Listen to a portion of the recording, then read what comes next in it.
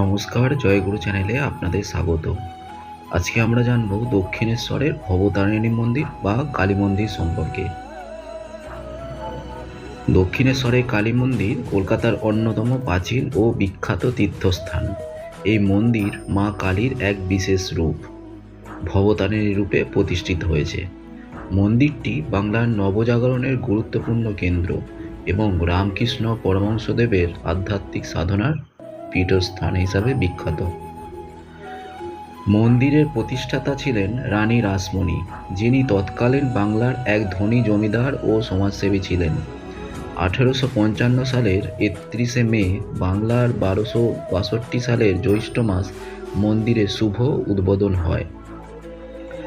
রানী রাসমণি যখন কাশী যাত্রার পরিকল্পনা করছিলেন, তখন তিনি এক অলৌকিক স্বপ্ন দেখেন। তিনি স্বপ্ন দেখেন যে স্বপ্নে মা কালী তাকে আদেশ দেন, তুমি কাশী যাচ্ছ, কাশী যাওয়ার কথা ভাবছ, তুমি কাশী যাওয়ার পরিবর্তে গঙ্গার তীরে আমার জন্য একটি মন্দির নির্মাণ করো এবং সেখানে আমার পূজা করো। এই স্বপ্নাদেশ পেয়ে তিনি অর্থাৎ রানী রাসমণি 20 একর জমি কিনেন এবং 20 একর জমি কিনে মন্দির নির্মাণের কাজ শুরু করেন। মন্দিরটি বাংলার ঐতিহ্যবাহী নবরত্ন শৈলীতে নির্মিত। এর প্রধান মন্দিরটি 180 ফুট উচ্চতা বিশিষ্ট এবং এতে 3টি স্তর রয়েছে। প্রধান মন্দিরের পাশাপাশি 12 শিব মন্দির, রাধাকৃষ্ণ মন্দির ও একটি বিশাল নাট মন্দির রয়েছে। 1855 সালে যখন দক্ষিণেশ্বর কালী মন্দিরটি প্রতিষ্ঠিত হয়, তখন রানী রাসমণি একজন যোগ্য পুরোহিত খুঁজছিলেন। রামকৃষ্ণের বড়দাদা রামকুমার চট্টোপাধ্যায়, যিনি একজন প্রখ্যাত সংস্কৃত পণ্ডিত এবং পুরোহিত ছিলেন, তিনি প্রধান পুরোহিতের দায়িত্ব নেন। সেই সময় রামকৃষ্ণ মাঝে মাঝে মন্দিরে আসতেন এবং উপাসনা ও ধর্মীয় কার্যকলাপে তার দাদা রামকুমারকে সহায়তা করতেন। 1856 সালে রামকুমার চট্টোপাধ্যায় তথা শ্রী রামকৃষ্ণ পরমহংসদেবের দাদার মৃত্যু হয়।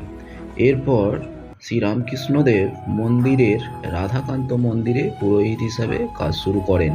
কিছুদিন পর তিনি মা কালীর মন্দিরের প্রধান পুরোহিত হিসাবে নিযুক্ত হন। পুরোহিত হওয়ার পর থেকেই রামকৃষ্ণ মা ভবতারিণী দর্শন লাভের জন্য গভীর সাধনায় মগ্ন হন।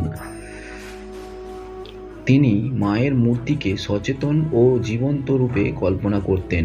শুদ্ধ চিত্তে ও নিঃস্বার্থভাবে তিনি কালী মায়ের সেবা করতেন, যেন তিনি নিজেরই তার সন্তান।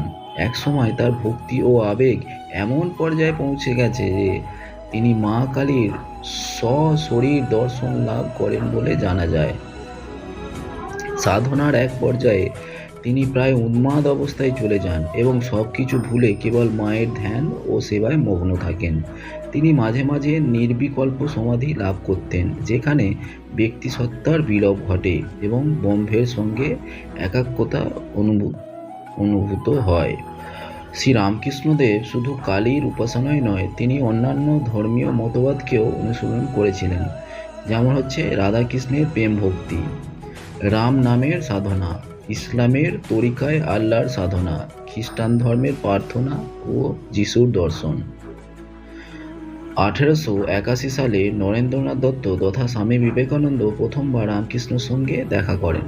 রামকৃষ্ণ তাকে সরাসরি আত্মসাক্ষাৎ লাভের পথ দেখান এবং পরে বিবেকানন্দ তার শিক্ষাকে সারা বিশ্বে ছড়িয়ে দেন। রামকৃষ্ণের মৃত্যুর পর তার শিষ্যরা রামকৃষ্ণ মঠ ও মিশন গড়ে তোলেন, যা আজও সারা বিশ্বে সমাজসেবা ও আধ্যাত্মিকতা প্রচার করেছে। শ্রী রামকৃষ্ণের দক্ষিণেশ্বরের মন্দিরের পুরোহিত হওয়া ছিল এক ঐতিহাসিক ঘটনা। এখান থেকে তার আধ্যাত্মিক যাত্রা শুরু হয় এবং বিশ্ববাসীর জন্য এক অনন্য ধর্মতত্ত্বের প্রচার ঘটে।